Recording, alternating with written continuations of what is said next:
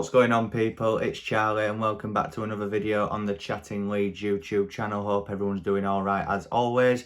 I hope that everyone has, well, somehow managed to get over that appalling performance against Brighton on Saturday night. I'll admit I am still quite annoyed about it, but like a lot of people are saying, the only two positives that we can take from that is that we kept a clean sheet and that we got a point at the Amex, which over the last season especially was very difficult for us to do.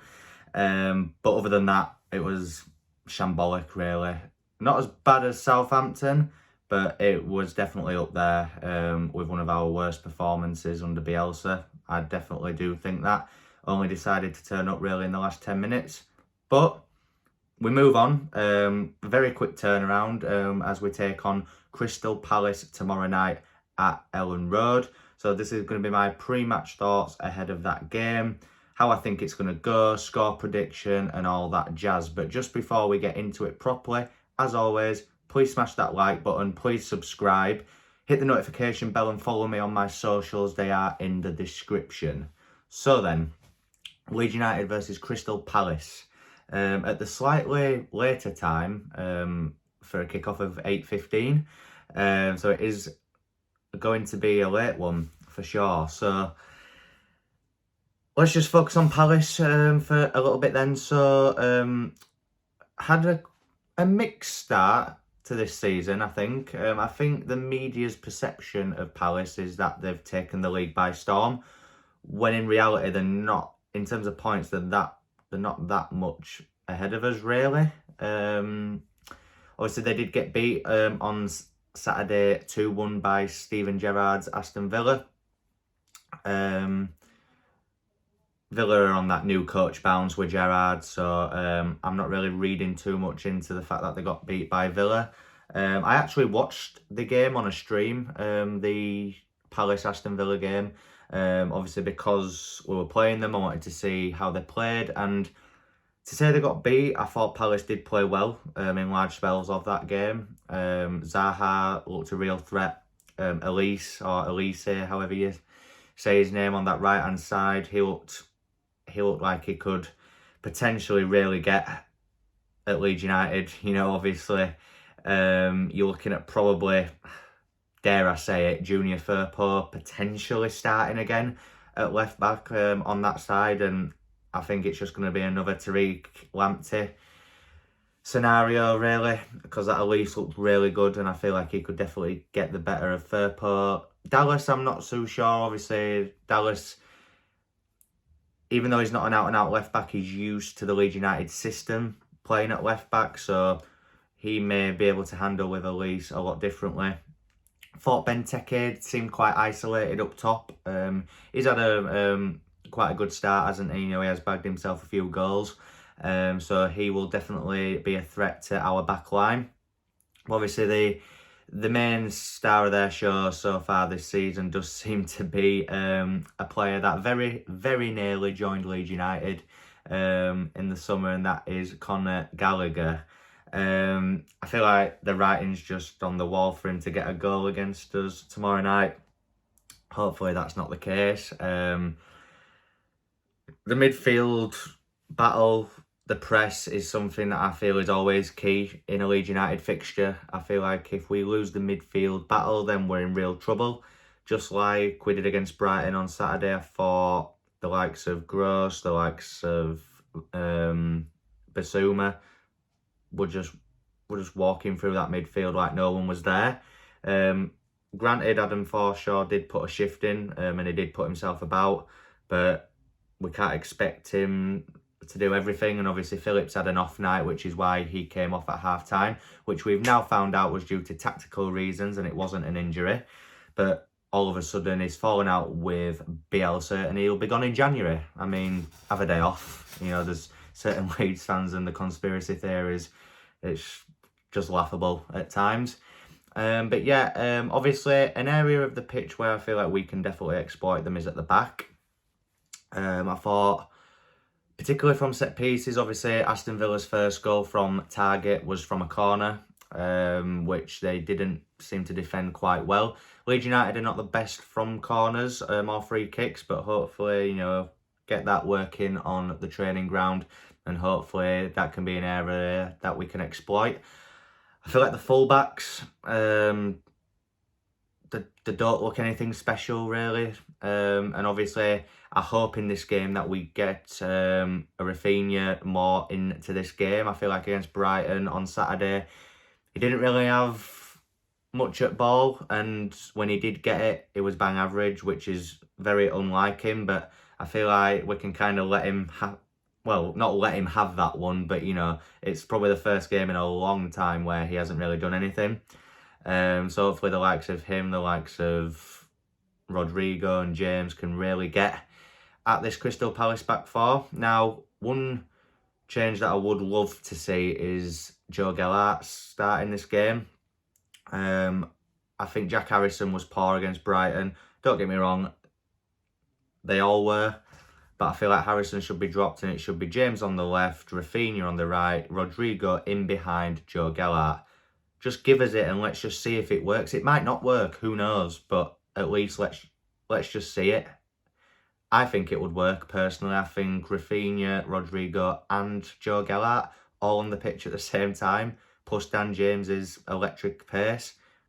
I think it's a no-brainer for me. But obviously, who am I? You know, I'm not a coach, but I definitely think that system would work. But yeah, as I said, the midfield battle, you know, Adam Forshaw, Calvin Phillips, they need to be 100% on it to stop Conor Gallagher from trying to dictate that midfield and, you know, dictate the overall game, really. Because I feel like if he's allowed to do that, then we're in real trouble, especially with Zaha, Elise, Benteke up top. Granted, it's not the best front three in this league, but it's definitely a front three that Leeds United cannot underestimate in this game. Where can Leeds improve from the last game? Everything, basically. I am expecting a much better performance than Brighton, 100%. We never have 2 games in a row like that, which gives me confidence. We're at home, Elland Road crowd behind them. That gives me confidence. And I feel like we're just going to be on the front foot from minute 1.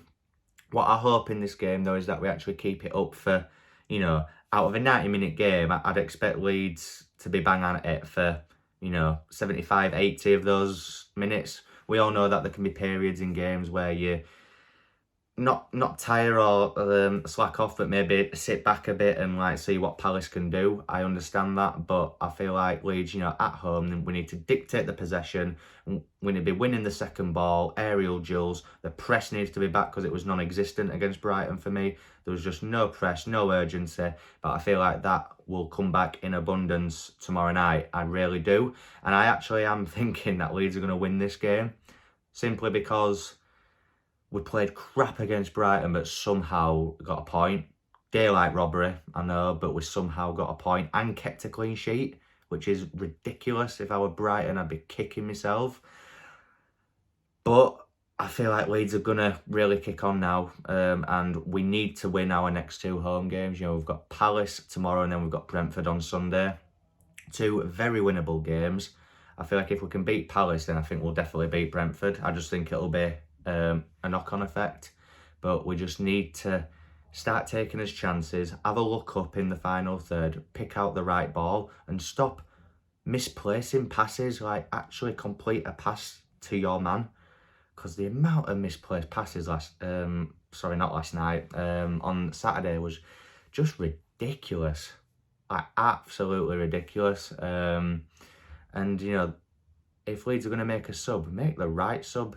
I mean, granted, Tyler Roberts came on and did do okay against Brighton, but, you know, we had Gellart on the bench. If he's not going to start Gellart against Palace, you know, when we need him, bring him on. I feel like against Brighton, he'd have come on, he'd have held the ball up well, and he'd have just been so direct, he'd have just driven at that back three of Brighton. I feel like he could have caused them some serious problems. As for my predicted 11, that leads us on to that nicely. I see it been pretty much the same against Brighton with a few adjustments, or this is what I hope will happen anyway. I'm going to go with Millian goal, obviously, that goes without saying. I'm going to go with... I think Jamie Shackleton will start the game at right back. And then we're going to have Llorente and Cooper and Stuart Dallas play at left back. I don't think Strauch's going to start again, I'll be honest, which is harsh. And I think he definitely should start. But for me, the back four will either be Shackleton, Llorente, Cooper, Dallas, or if he feels Shaq's, because I'll be honest, I didn't think Shaq's did anything amazing against Brighton once he came on. He could go with Dallas at right back, Llorente, Cooper and Strauch at left back. I think Firpo will be dropped, and I hope that he will be dropped because it was absolutely appalling against Brighton the other day. Like, really bad. Like, if that's what Tariq Lamptey can do to him, imagine what this Elise can do, because don't underestimate this kid. He looked really good against Aston Villa, like really good. I hope it isn't the same against us, obviously, but he did look really, really good in that game. Obviously, Phillips, we now know, wasn't injured, so I expect him to start again in the holding role. Then we're going to go with, this is what I hope, I'm going to go with Rafinha on the right, a midfield, well, Adam Forshaw with Dan James on the left, and then Rodrigo in behind Joe Gellart. That's what I hope, but what I think is going to happen is probably the same front four that played against Brighton. Rodrigo up top, Rafinha, James, Harrison, or James up top, whatever it was. You know, you've got Dan James, who's about 3 foot tall when you're playing long balls over to him. It just didn't work. So for me, Joe Gellart should start up front. I think a lot of Leeds fans will agree with that. So yeah, as for the score prediction in this one, I did say I think Leeds are going to win. I don't think we'll keep a clean sheet in this one though, guys. I'm going to go with 2-1 to Leeds United. And yeah, goal scorer, I can't really predict that at the moment. Rafinha will get one of them at least, I think. But yeah, aren't too sure on the other. So yeah, guys, that's my overall thoughts ahead of Leeds United versus Crystal Palace tomorrow night at Elland Road. Please smash that like button, please subscribe and hit the notification bell. And as I said, my socials are in the description, so go check them out as well. And I will see you in my post-match reaction, which will be uploaded at some point on Wednesday, along with my match day vlog from the game as well. So make sure you check them out, and I'll see you in a bit, guys.